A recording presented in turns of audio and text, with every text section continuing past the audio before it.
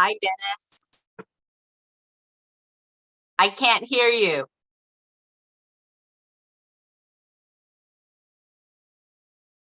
I wonder why. Are you still muted, Dennis?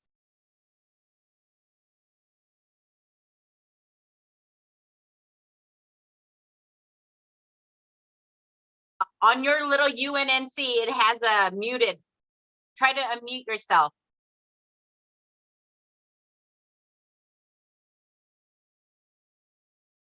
I can't hear a word you're saying.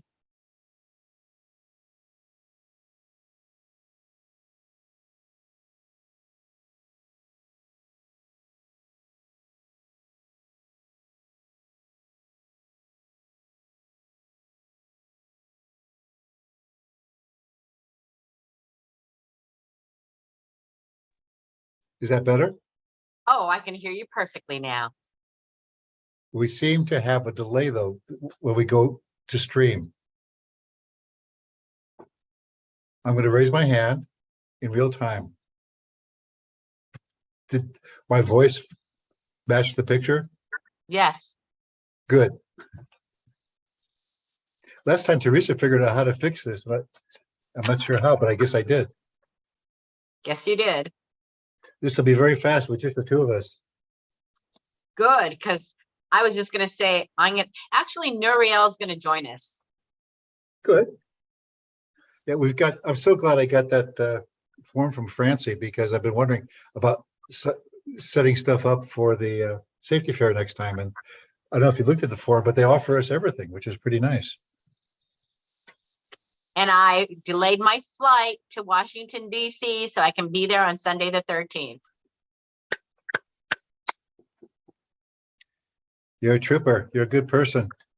Well, it would be not a good move on Grace Yu, the co-chair, to not show up. So yes. So I'll go to my meeting late in D.C. That's great of you. Thank you. Is it an exciting meeting? We'll see. We'll see. I'm sure it will be. It's in D.C., but not as exciting as our local city politics. God, why don't we just run the government instead of stop stabbing everybody? Unbelievable, right? But so believable. Let's see. Over the last couple of months, we've impaled quite a few people. Truthfully, I hear that council member Monica Rodriguez is also in deep doo-doo. Oh, because of that particular recording? No, lucky for her, she doesn't get along with Nuri Martinez, and so although she's a Latina, was not invited. Nuri and Monica do not get along. Well, good for too bad for Nuri. Well, I didn't like the way she put Wesson, the way she had tried to appoint Wesson. I didn't like that. I'm still upset with that. Oh, well, the whole Heather Hutt is a Weston appointee. So, that's how. Oh my God, I didn't realize that. Yeah. Oh, you did it? No. Oh, yes. Yes, yes. And this is being all recorded and it's live. So we should be, I haven't said anything wrong. I haven't lied. Hello, Blake. Hi there. Hi. Hi, Grace. Hi, Blake. How are you? Grace, I was just talking about you the other day. I said I didn't understand why, if one council member couldn't serve, why not just get the person who came in second place?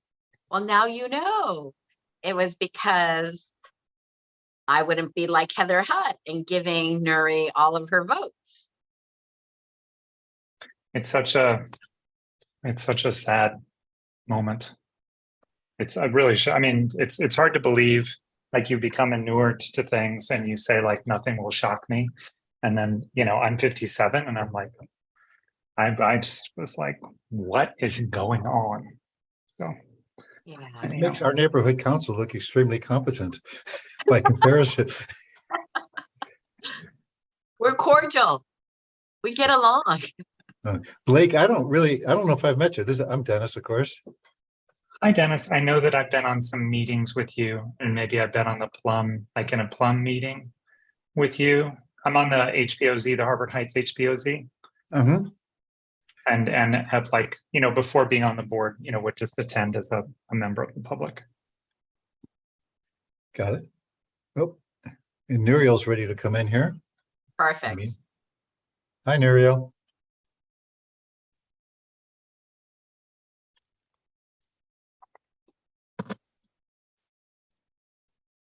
Hello.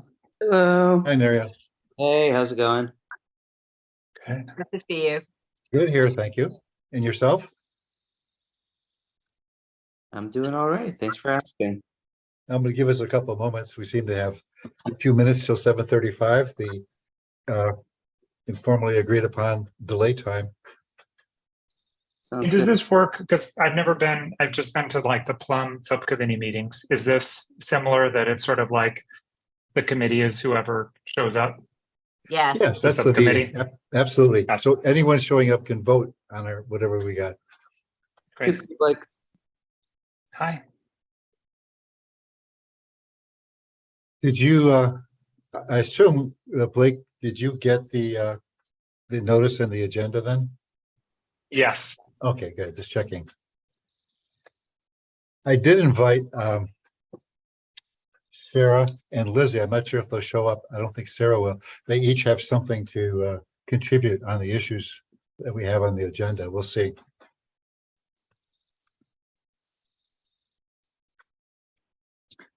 I mean, I know the meeting hasn't started yet, but one thing that I was just going to mention during public comment, you know, the vandalism of streetlights, like from on Venice, on the south side of Venice, from like for 5 blocks, the lights have been out, and they've been out since the middle of, like, the end of July.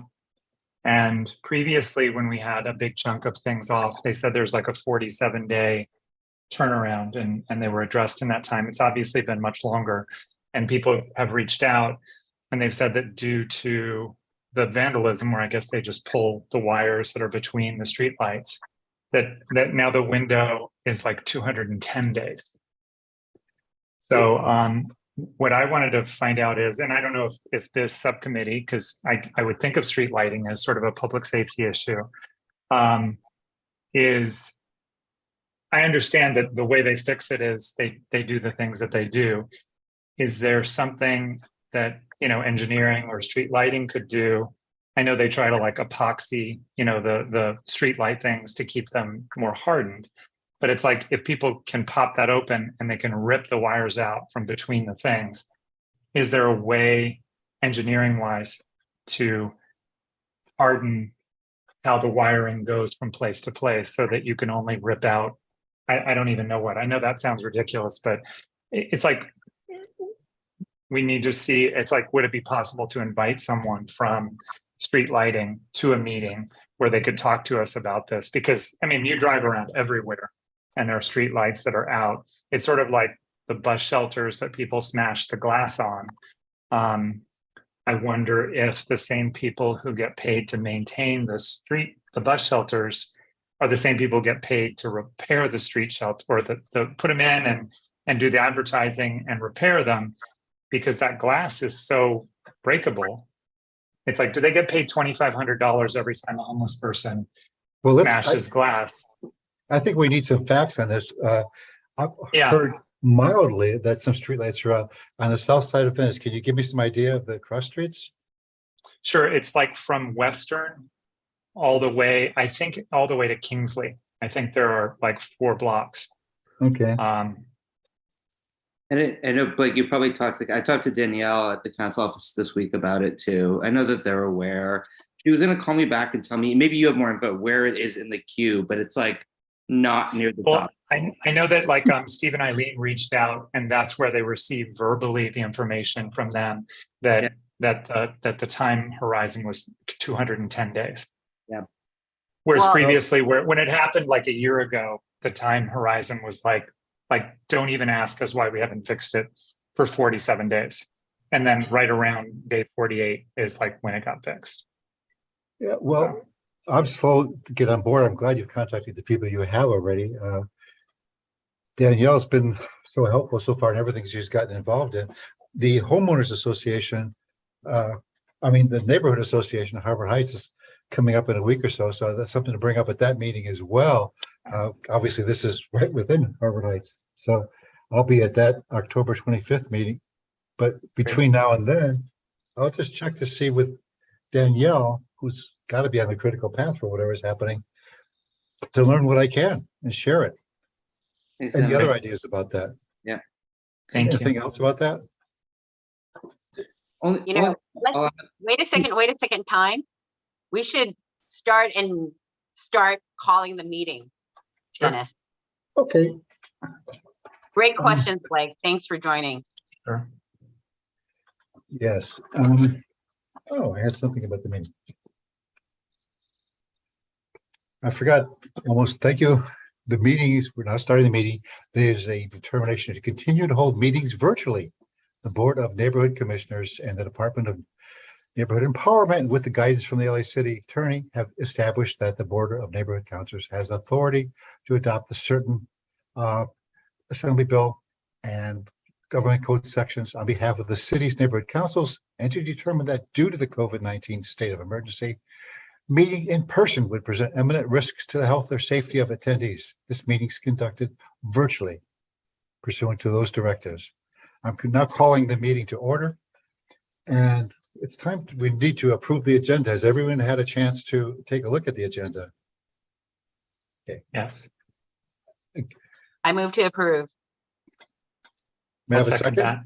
that. Okay. I'll Could second. we- Thank you. Could you just approve by raising your hand virtually? Good, thank you. I can make a note of that.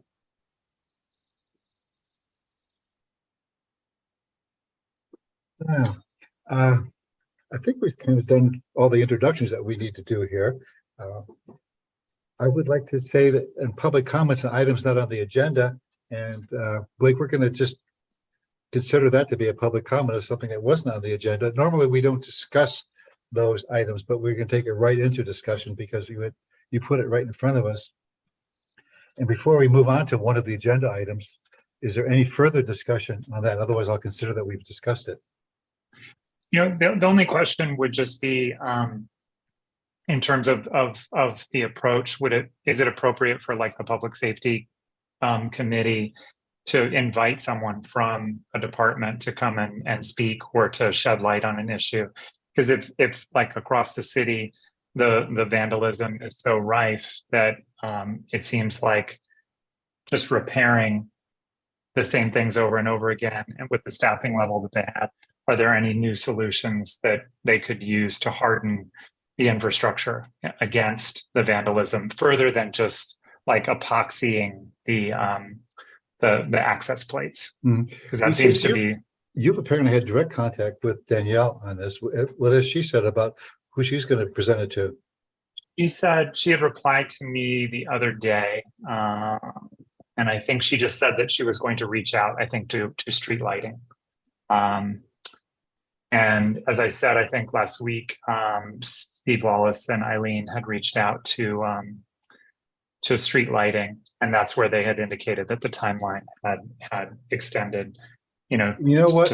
I have an idea just because of experience in Ardmore in the past, and our community prosecutor from the city attorney's office might do some good on this, because in the past they brought some additional lighting to our street. So I would think that they might be able to get involved on a similar safety issue on Venice. So I will contact. Yeah, Danielle, it just indicated that she would check in with the Bureau of Street Lighting. Yeah, I understand that on the timeline. Yeah, I have contact information somewhere for the city attorney's office on that, and I'd be happy to. Grace, you're looking eager there. Do you want to talk to the city attorney's office about that? No. I just think this is great that we're moving towards being active and proactive, and I think it'll be a good start. So thanks for Yeah. bringing that to our attention, Blake. Sure. I might add one thing, an additional stakeholder too, the 33 stop on Westmoreland. When the lights are out, the bus drivers can't see anyone staying at the bus stop. And so I take that bus to work. And so especially as the days are going to get shorter, that bus has missed me before because the lights are out, and plenty of folks get on the bus there to get to work. So involving Metro as a stakeholder might be helpful. Okay, and only because I've actually served on the Metro, like, Yeah. advisory committee at some point, I will tell you, there's usually a phone number to call when a bus passes you, Nuriel. Got to call and comment, otherwise they're going to continue to miss you. This is good to And know. sometimes you wonder if they're actually missing you on purpose. Because that happens. You know what? Some days, if you're just behind schedule, you just got to make some choices. Yeah. Grace, they definitely have missed me on purpose at least once or twice, depending. I blame it on the people I'm with, but if there's someone else that looks kind of shady, that's when it happens. Maybe I'm the shady one. But I'll try to find that number. Thank you. On the bus has a bus number. I can give you the number that you can call, but you got to get the bus number so then we know who's driving that bus. Okay. Yeah. If you can send me the number, because I can get the bus Sure, number. I'll do that for you. Thank you. This has been informative to me. Yeah. The first issue set forth on the agenda is this mini CERT program coming up in Leimert Park on the 22nd. I put some of the information in the agenda, including a link to get to it. The point is that the previously trained community emergency response team members will be there demonstrating. It's been a number of years, but I worked one of these in the past, right off of West Adams. You'll see the certified responders in action. There'll be volunteers out there acting as injured people trapped under fallen items. You'll learn a lot just by observing this. You don't have to do anything, but you can just by standing by, you watch, and you may get interested enough to want to get involved. I dug out my, Chin encouraged me to dig out my backpack, so I'm going to get my backpack and I'll be over there. I won't be a controller, but I'll be doing something. The point is that in the emergency response team activities, it's not just a free-for-all. Someone's going to be directing each part of the activity, and someone who knows what they're doing. So there's a good chance to see how to approach some of these situations, things that you might think you should rush in and do something as a volunteer. Be there and see what's going on, and learn very simply or quickly what you can do simply to help a situation. Well, I won't do a spoiler of the of the event. There's a lot of information to be picked up. I think it runs from 8 to about 1 o'clock or so. So you can stop in there, see part of it. Apparently there's plenty of parking there. I haven't been to this particular site before.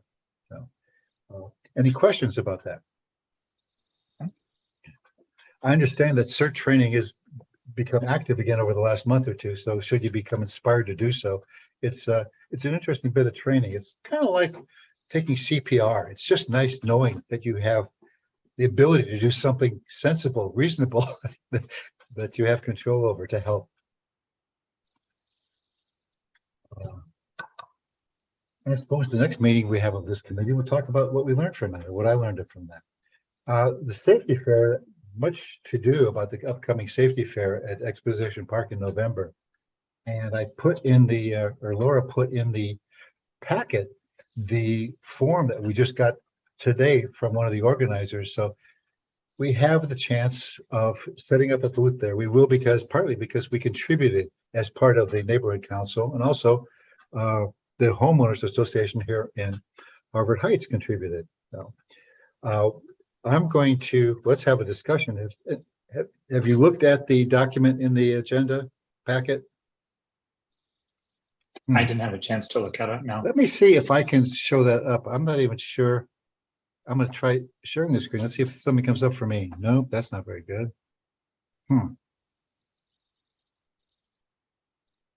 Nope, pardon me. Well, let me just tell you what we have here. We're going to have to put a contact information there. And I'm wondering, Grace, if we put Lizzie's name there, because this is an outreach activity. So I'll check with Lizzie or Laura Gregg before we do that. What do you think about that? I bet you Lizzie's overwhelmed and they are responding to our committee. I think putting your name and my name would be fine and we don't have to ask for permission. So I think that would be a Okay. smart. Yeah, I'm just trying to not step on anybody's toes, but I think you phrased that rather well. Thank you. They have asked us to check all that we will need. I love this because I was looking to Lizzie to come up with how to grab all this information. So they're offering us a 1 6-foot table, 2 chairs, a 10 by 10 pop-up tent, and 1 parking space if they can save one for us. And why would we say no to any of that? We're going to say yes to all of that. That parking space, that's probably first come, first serve. Let's just see how that works. On the day of the event, here's a real test. Setup is between 7 and 9 a.m. So I don't mind being over there that time because I have to get up early all these other mornings lately when things are going on. Breakdowns between 4 and 5:30 p.m. The less people standing probably will break that down. That's pretty easily done. They say no, all empty boxes and packaging to be removed by the vendor. This is kind of a standardized form. The thing is, I don't know that we're bringing boxes and packaging, but we should bring some things to hand out. Just like I asked, where's the labels the other day? I want to hand out some of this printed material, but we don't have any labels for it. So we've got a month to do that. Grace, did you get your brochures from LAFD? We did. I have a nice box of them ready to go. But no labels. No labels. Okay. That's We'll have the No. labels. Pardon? Better yet. Oh, Dennis, I let the executive committee know our credit card that has my name on it finally arrived. So Oh. it'll make it easier. So why are we doing this virtually? We should be at, I don't know, someplace good We don't have a place. with appetizers. Oh, El Cholo would be a great place to have a subcommittee meeting. Hey, works for me. maybe we can fund that. Don't know about Uh, that. I think we can pay on our own. Okay. And Grace just said she had a credit card with their name on it. I thought No. that was Oh, that was the no. whole impetus. Go have No, another scandal going You, here. no, Yeah. you wouldn't believe the Oops, hoops, yes, to use this credit card. Oh I my believe goodness, it. like I believe it. nightmare hoops. We have, we're also being alerted on the day of the event. I'm the only one who's got this in front of me. There's going to be no electricity available to us, which is big deal. We're not going to do anything. However, I do need to contact Lizzie, or we need to, because if we've got any sort of banner or any identifying information, we need that. I'm looking for volunteers. Who wants to contact? I unfortunately will not be in the United States on the date of the event. Everyone's fleeing. Grace wants to go to Washington, D.C. You want to leave the country. I offered to be there 7 a.m. with coffee. Okay, I will. I can My be list there, of things to do yeah, I can is be there in the middle of the day that day, but I won't be able to make it there for the setup. okay. If you can be there for part of the day, that would be great. You Yeah. at some point, you don't have to commit now, but it'd be nice to know when you'll be there because I'm going to be looking for other volunteers to Yeah. be there for part of the day. Yeah, I think the early afternoon part, I can be there. So we can let me know later when you have like time blocks. I can tell you exactly. Exactly, and I'll take the morning shift because I got to take an afternoon flight into DC. So Perfect. Okay.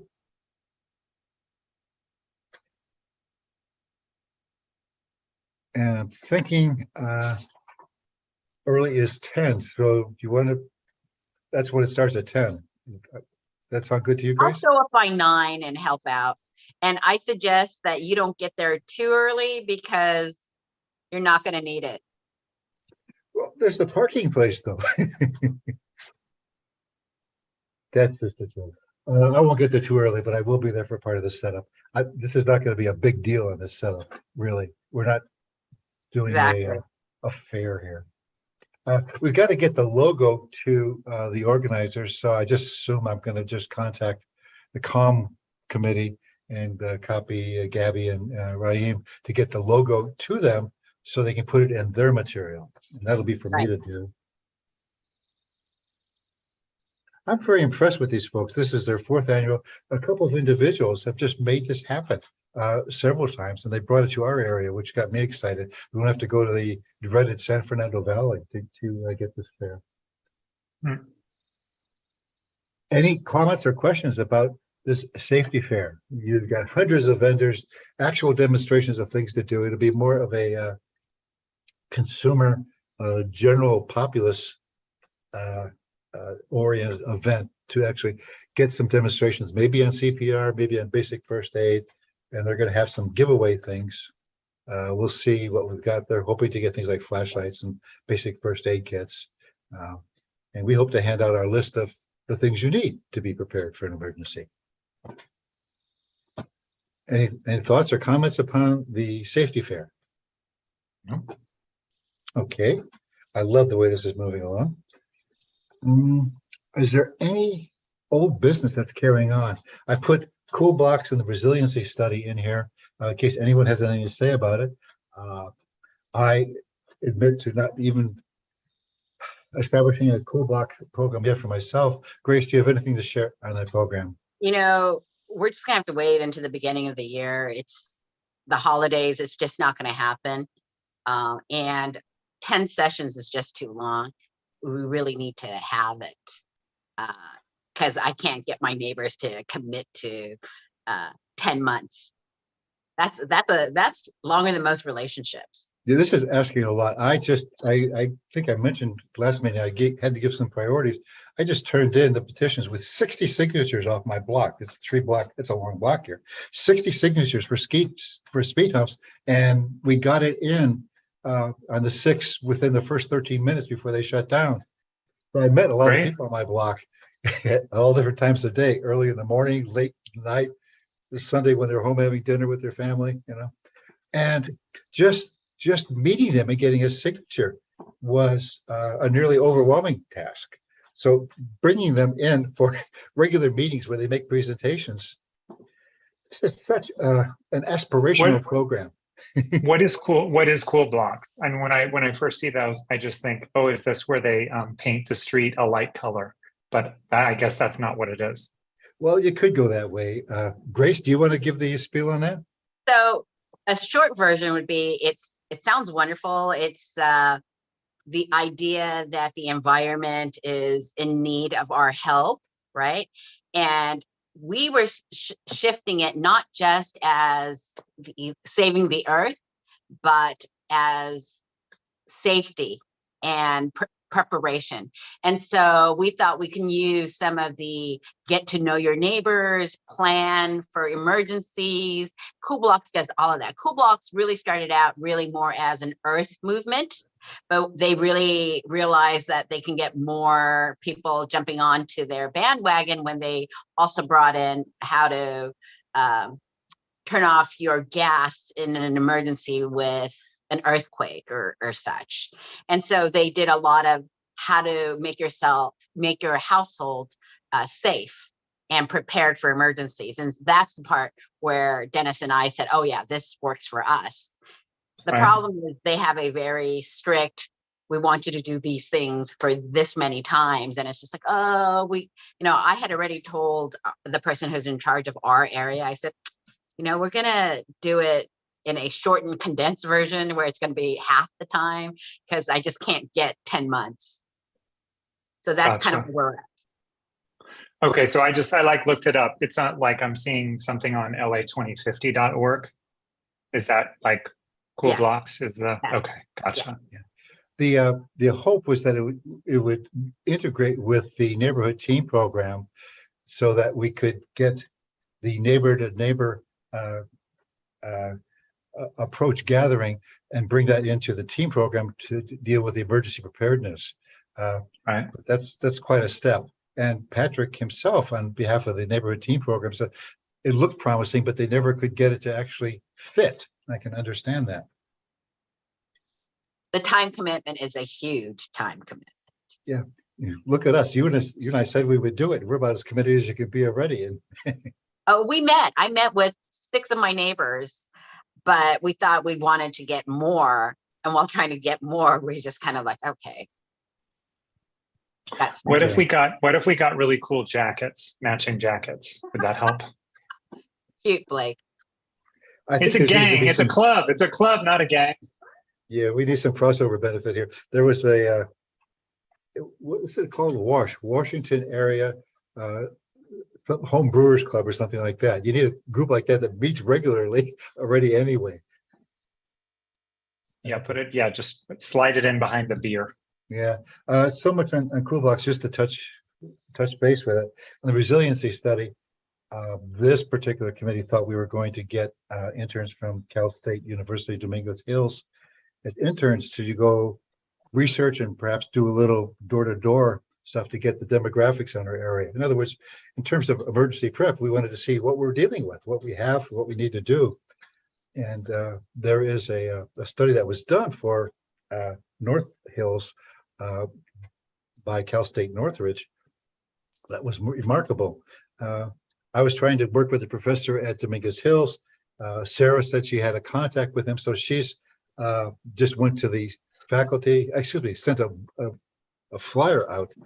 This is moving very slowly, so if anyone ever has a great idea about how to bring in more bodies, this is just a massive task to think we're going to go out and get all the information for our area. This covers everything. I mean, it covers trees, grocery stores, public transportation, street safety, schools, ages, ethnic groups, everything you terms want of to know the- about your community.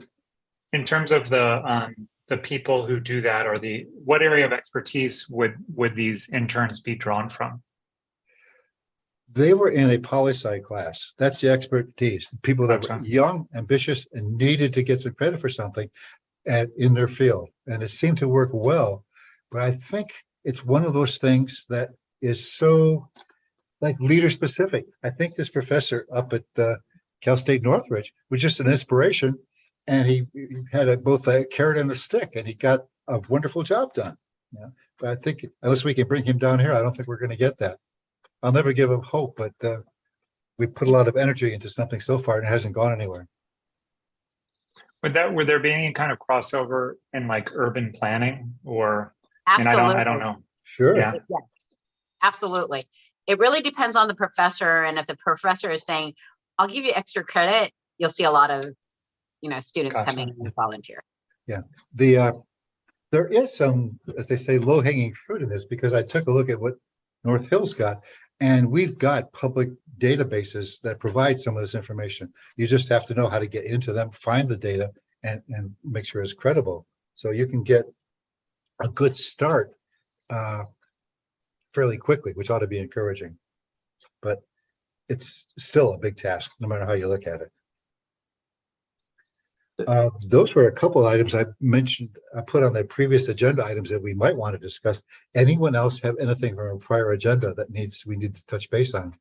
Dennis, on that extra resiliency, as a follow-up, if you guys want, so this is one database I love. This is, and I'm doing my master's in public health now too, actually at USC. So we're using this one a lot. This is USC's neighborhood data for social change, where they actually have pretty granular data on a lot of interesting demographic, transportation, a lot of the built environment stuff as well.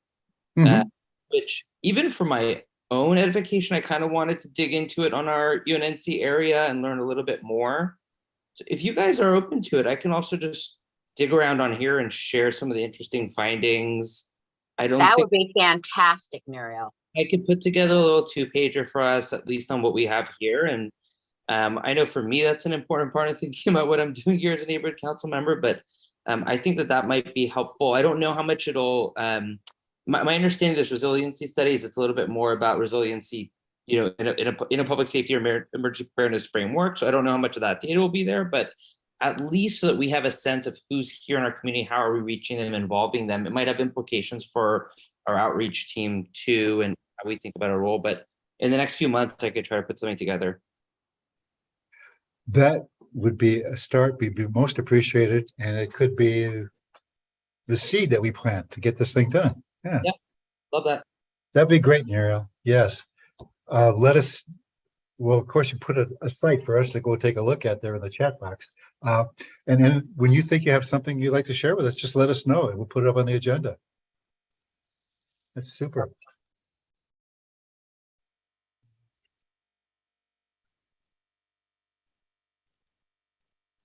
Anything? Let's see, that was back on the resilient. Anything else that might be hanging over from some prior discussion that you want to talk about? Okay. Any new matters? Any brand new matters that have already come about? I had one question too, actually. So we don't have a health committee, and I guess COVID is a emergency. But I don't know if I wasn't living in the neighborhood when things first started, but everyone is recommended to get another boost of their vaccine going into winter right now. There's a new vaccine out, the bivalent vaccine. It's more Omicron specific. And I wasn't sure if we had been doing vaccination fairs in the neighborhood or whether there are particular organizations that have been coming by to do it. I know that our area does not have the highest vaccination rate in LA, and particularly going into a winter where we might see a resurgence. I don't know if this is within the purview of this committee or something we typically work on, but I guess a question about whether or not we should explore bringing in community partners who work on that and try to set up a little bit of something or see at least. So the city has actually focused on bringing in a lot of free vaccination sites within our area. So the city has actually been quite good with that. I think we might do a better job of letting people who are homebound know what the county is able to provide. And Noriel, if you find that we are still one of the lowest turnouts for vaccination rates, that is something that I think I would like to help bring down or raise up the number of or the percentage of people who are vaccinated and boosted. So we can help with that. And we've got partners, healthcare partners within our area that will be helpful. And PATH is right here. So, we've got lots of agencies and nonprofits that we can work with to do this and increase. And it's just having a friendly, trustworthy person say, hey, I got boosted, come join me kind of thing. Yeah, exactly. Okay. Appreciate that. I went to get my point. second, Go ahead. not that it matters, but on the subject of vaccinations, I went to get my second monkeypox vaccination, and it was a USC event, pharmacology. And I don't even know why I'm telling the story, but the person was a student, and I think it's possible they had never even vaccinated an orange. They the way they touched my arm, and it's I'm not medical, but I was just I wanted to say to the person, no, you can grab my arm, you can really wipe it down with alcohol. They were so ginger. And they put the needle in, and one of the supervising nurses was walking by, and she's like, that's a little steep. And it's supposed to be intradermal, it's supposed to be sideways, and they did it this way. And it was just really funny because they sat there and they tried to make it have a little bubble that it's supposed to get, and didn't really get a bubble. So I got another one, but it was, and the tent that it was set up in it was a hot Saturday a couple of weeks ago, and the air conditioning wasn't working. And so the supervising guy who was helping was just covered in. So anyhow, I believe Blake, this sounds not so good. No, it's great because I figured out if it went just intramuscular, then I got a little 0.25 extra dose. So I am 2.25 doses of monkeypox. So I am able, I think I can just slap someone with monkeypox and cure them. That's how good I am. But yeah, it would be great if we in terms of, because it isn't the uptake on the bivalent vaccine booster just super low in the whole country. Yeah, it's been abysmal. The messaging on it, but I feel like people in general don't know how important it is. So yes, nationally is quite bad, for sure. Yeah, it'd be great to, I don't know, buck that trend. Blake, you should have a little certificate for being a beta tester for that. They practiced on you. Because I felt so bad for the person. I was just I think this could be the first time you've ever touched a human arm. we have it's sort of a communications hub for the community. it's the sort of thing you could put up on our website to have a mention of vaccination in general or the monkeypox. Is anybody going to look at that? Well, No, what sort of, I mean, is there much in terms of UNNC, pushing out to people? I'm sure it's very like regimented, how things are done. Is it just mainly like agendas and, meeting announcements and, are there times where, there are other kinds of like health announcements that are made? We could put something, I know with our camera guy, Josh, I've taped several things that apparently go out on Facebook, our Facebook page, which I've never seen. There's an opportunity to do something there. So I'll make myself another note with the communications people, if we can do something about that. Yeah, okay, gentlemen, I love that. I apologize, but I'm gonna head on out right now. I've got like all these other things I gotta get to. My apologies. I will You- see you at UNNC's regular board meeting. Okay. You've seen us Take care, through. Thank Grace. you, Grace. Thank you. Bye. Yeah, I think I it's feel worth bad. checking. I spent 4 minutes on my monkeypox vaccination. Grace had things to do. I All's feel well, bad. all's well. That's serious. I've run into somebody recently who was an active participant in administering that. And it was, they point out to me, it was more serious than I realized, that it is transmissible, even though you think it's going to be more difficult to transmit. You can still get it through droplets, for the heck of it. It's just like, I love vaccines. It's like I got the shingles vaccine, and then when Shingrix came out, I'm like, get me that. I want every vaccine known to mankind. But boy howdy, will you read about monkeypox? Ooh. Not nice. No. Yeah. I'm No, a believer in no. vaccines. Gentlemen, Um, we've had a good meeting. Anything other before I adjourn this meeting? Okay, the meeting is adjourned. Thank you very, very Okay. much. This was very useful. And I got a few things to do, and hopefully I'll see you next month this time. Nice to see you guys. Take care. You too. Bye-bye.